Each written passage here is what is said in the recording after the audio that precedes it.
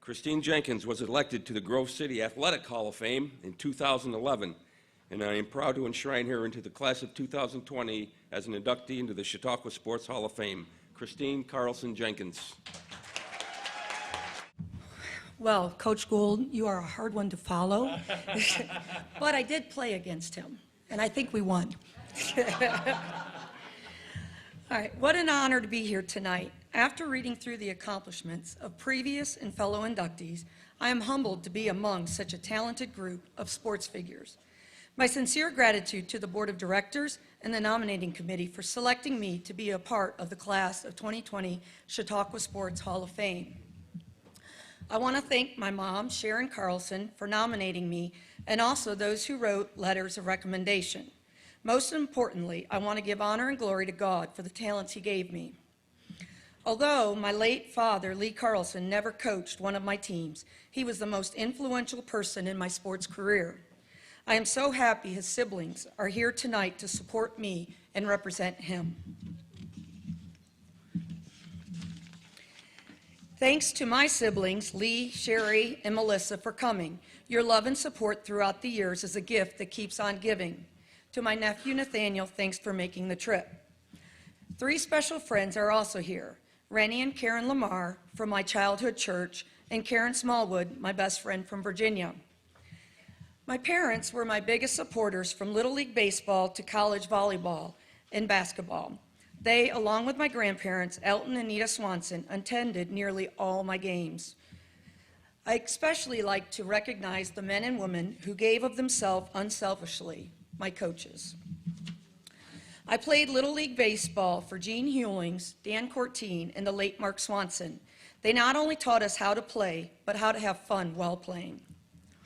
The late Jack Keeney was my track coach, but one of my favorite memories of him occurred in swim class. To put it bluntly, I was a terrible swimmer. We had to pass a swim test to graduate. He knew I was not a swimmer, but I was extremely competitive, so he made a bet with me. He told me he would give me $1 if I could swim the length of the pool. I left class $1 richer. I don't doubt for a minute he knew exactly what he was doing. He knew how to find the strengths in people to help them succeed. I wish he were here tonight so I could thank him personally, but I am so glad his wife, Mary Keeney, is here on his behalf. It is wonderful having Coach Deb Palmer and her husband Bill here. I was blessed to have Coach Palmer as my volleyball and softball coach throughout high school. As most of you know, she knew how to win. Although she was not my basketball coach, she and Coach Patton would take on Chris Dole and myself in 2-on-2 before practice. I treasured those memories. I think Chris Dole and I won too. I messaged Coach a few years back to let her know the great impact she had on my life. After Coach Keeney died, I learned not to wait to tell significant people they made a difference. I encourage you to do the same. Richard Patton was my JV and varsity basketball coach. He was a great coach and an even greater man. I did not make the basketball team my first year. The next year, Coach Patton became the JV coach. He allowed me, as an 8th grader, the opportunity to play the game I loved the most. He instilled confidence in me, and I never looked back. Coach Patton made a difference in my life. Coach Susan Roberts was my college coach for volleyball and basketball. She pushed me to become better and to never take shortcuts. When it came to drills and practice, I would work my tail off. But as much as that was true, I was not flexible. I hated stretching. One day, my friend and I decided we would skip out on warm-ups. That was a terrible, horrible, no good, very bad idea. Coach found out and made us run stairs. My legs hurt for days. That was one lesson that stuck with me forever. In life, it is the little things that separate the good from the best. Coach Roberts wanted us to be the best and taught us to value everything we did. That was just one of the many lessons she taught me over the years. She was not only a coach, but a mom away from home. I am so glad you are here to share in this recognition. I certainly would not be here without you. Thanks for your love, support, and yes, even your discipline.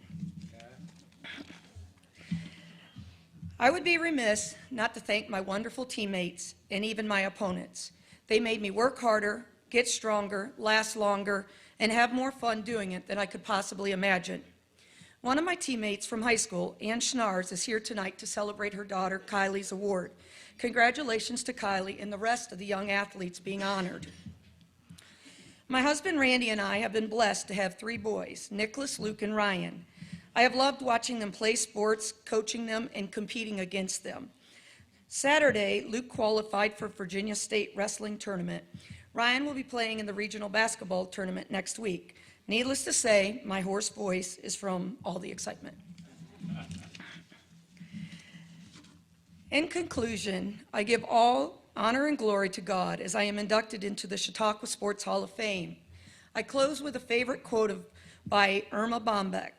When I stand before God at the end of my life, I would hope that I would have not a single bit of talent left and could say, I used everything you gave me.